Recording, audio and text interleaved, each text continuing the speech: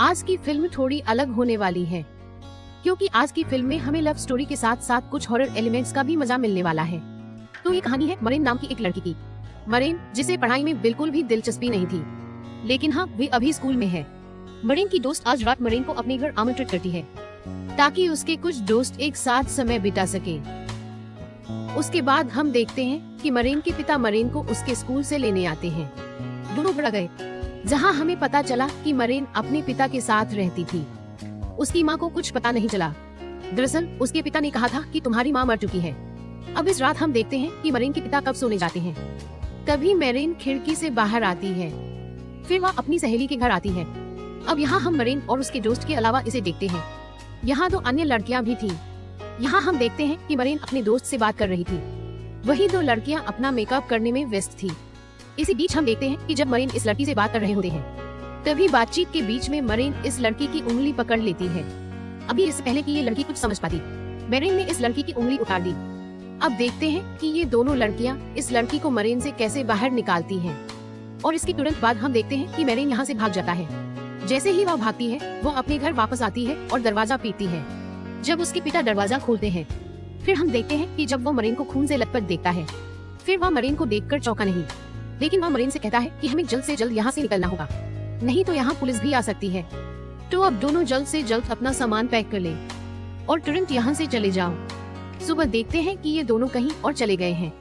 लेकिन जब मरीन जागता है, फिर जब वो अपने पिता के पास जाती है, तभी वह देखती है कि उसके पिता यहाँ नहीं है। दरअसल पूरे घर में वो कहीं नजर नहीं आया। तभी मरीन को मेज पर एक लिफाफा दिखाई देता है। जब मरीन ने इसे खोला तो उसे कुछ पैसे दिखे, मरीन का जन्म प्रमाण पत्र और साथ में एक टेप भी रखा हुआ था। अब जब मरीन इस टेप को सुनने लगते हैं, तभी उसे बहुत बड़ा झटका लगता है, क्योंकि इस टेप में उसके पिता ये बता रहे थे, जब आप छोटे थे लगभग 1 या 2 वर्ष, फिर आपने एक गाय पर हमला किया और उसके कान, हाथ, नाक और मुंह सब खा गए। मैं किसी तरह से ठीक करने में कामयाब रहा। कुछ दिनों तक तो आप ठीक थे, लेकिन 6 साल की उम्र में आपने दूसरी लड़की पर हमला किया। फिर 6 साल की उम्र के बाद आपने किसी पर हमला नहीं किया। मुझे लगा कि तुम अब ठीक हो, इसीलिए मैंने तुम्हें बाहर जाने दिया, मैंने तुम्हें स्कूल जाने दिया।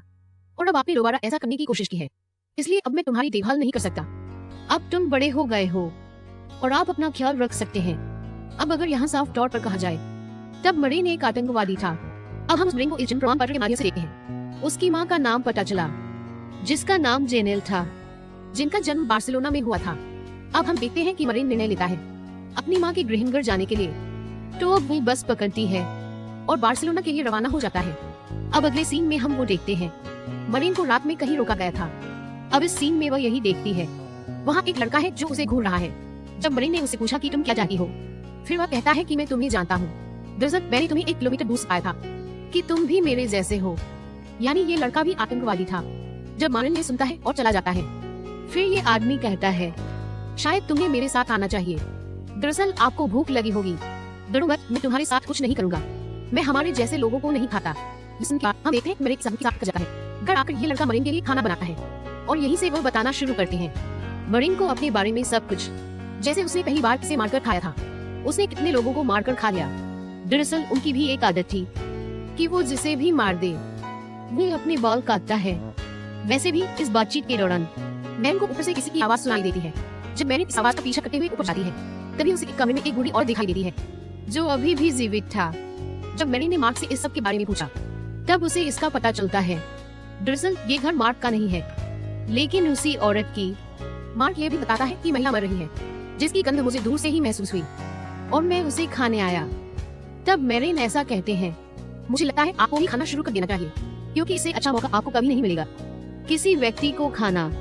हमने देखा कि मरीन बहुत डरा हुआ था ये सब सुनने के बाद, लेकिन फिर भी अगली सुबह जैसे ही महिला की मौत हो जाती है, मैन मार्क आता है और उस महिला को खाना शुरू कर देता है और शाम को वह चुपके से यहाँ से निकल जाती है। लेकिन रास्ते में मार्क उसे जाते हुए दिखता है। अब अगले सीन में मरीन एक स्टोर में आती है जब वह कुछ सामान खरीद रही थी, जिस दौरान वह देखती है एक आदमी जो एक महिला को परेशान कर रहा था। ये देखकर मरीन इस आदमी को बताने ही वाली थी। किली नाम का एक लड़का था जो उस आदमी को परेशान कर रहा था। वास्तव में ली उसे बाहर ले जाता है, बहाने से उसकी हत्या कर दी। थोड़ी देर बाद जब मरीन स्टोर से बाहर आता है, वो देखती है कि लड़का कहीं से भी आ रहा था, खून से लथपथ। दरअसल ली मरीन के पास आते हैं और कहते हैं कि उसका शरीर अंदर है। आप चाहें तो जाकर उसे खा भी सकते हैं। और यहाँ हमें इसका पता चलता है। अब हम उस ली को देखते हैं। मारे गए आदमी की कार ले लेता है और मरीन को अपने साथ चलने के लिए आमंत्रित करता है। तो अब क्या? मरीन उसके साथ चलने के लिए तैयार हो जाता है। थोड़ी देर बाद हम उसे देखते हैं।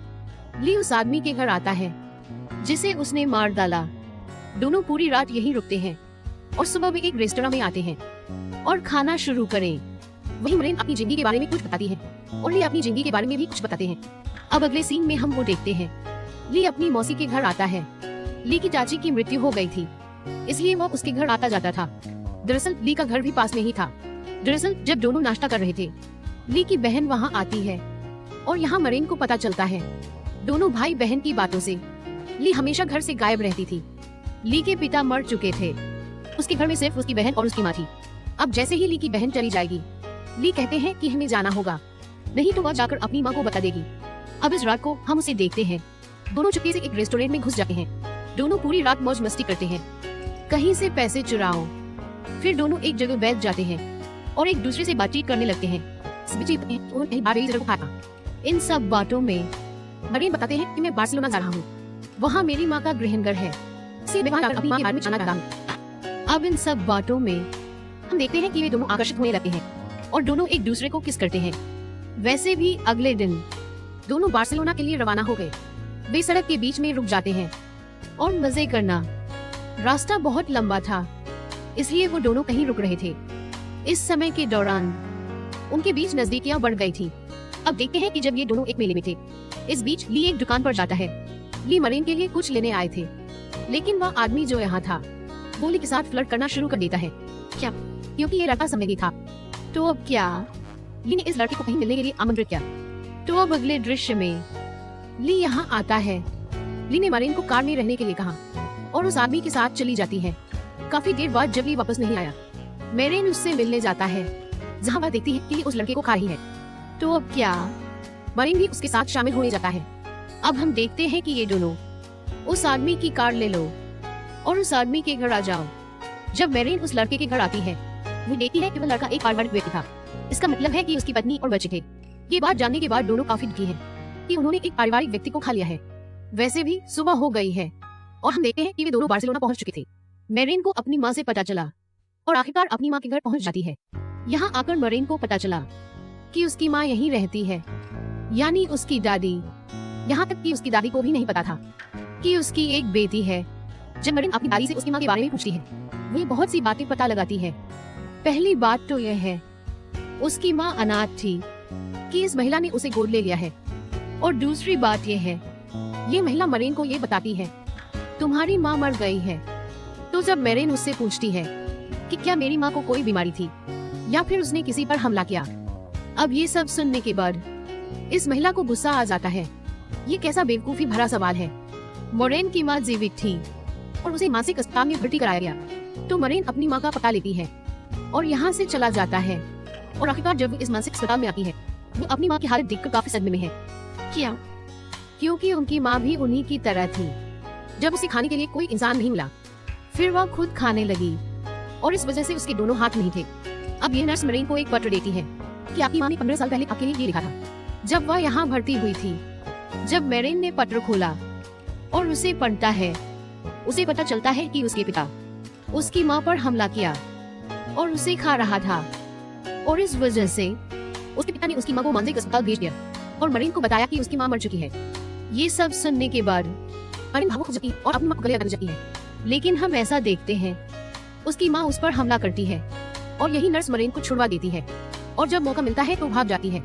मरीन ली के पास आता है और कहता है, वो महिला पूरी तरह से पागल है, मुझे बताओ उसने मुझ पर हमला किया। हम देखते हैं कि मरीन के साथ जो कुछ भी हुआ, इस वजह से वह ली के पास आती है और गुस्सा हो जाती है।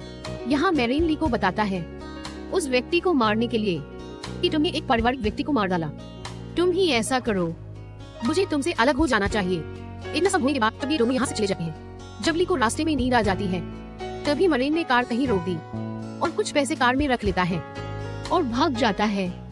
कुछ देर बाद जब ली की आंख खुलती है, उसे मरीन कहीं दिखाई नहीं देता। रास्ते में मरीन एक रेस्तरां में आता है और यहाँ वह मार्क को देखता है, वही बूढ़ा आदमी जो मरीन से पहली बार मिला था।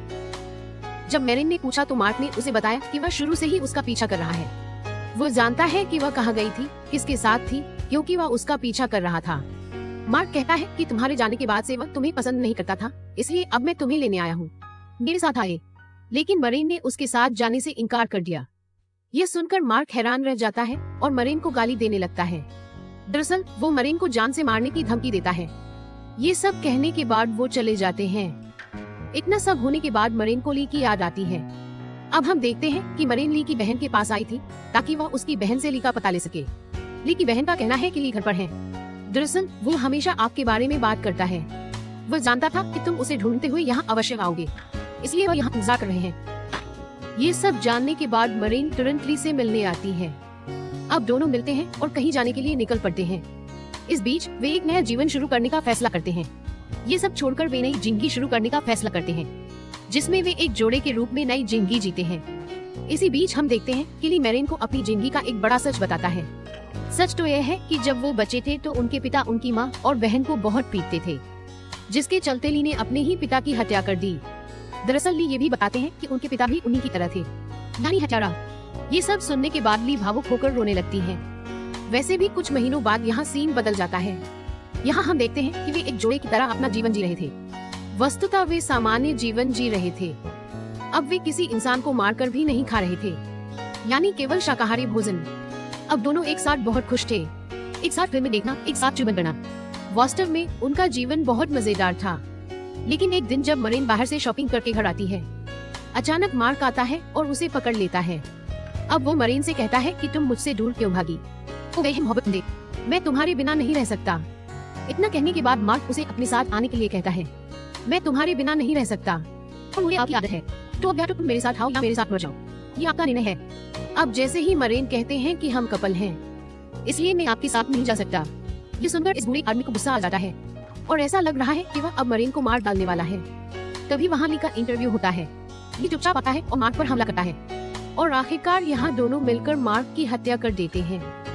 लेकिन इस लड़ाई में ली को कब चाकू लग जाता है ये उन्हें पता नहीं चलता। ली की हालत बेहद नाजुक थी। अब वे दोनों बुरी तरह फंस गए।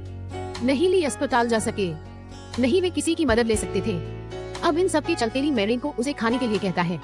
मरीन ने ऐसा करने से इनकार कर दिया, लेकिन अंत में मरीन ली को खा जाता है और अंत में ली यही मारा जाता है।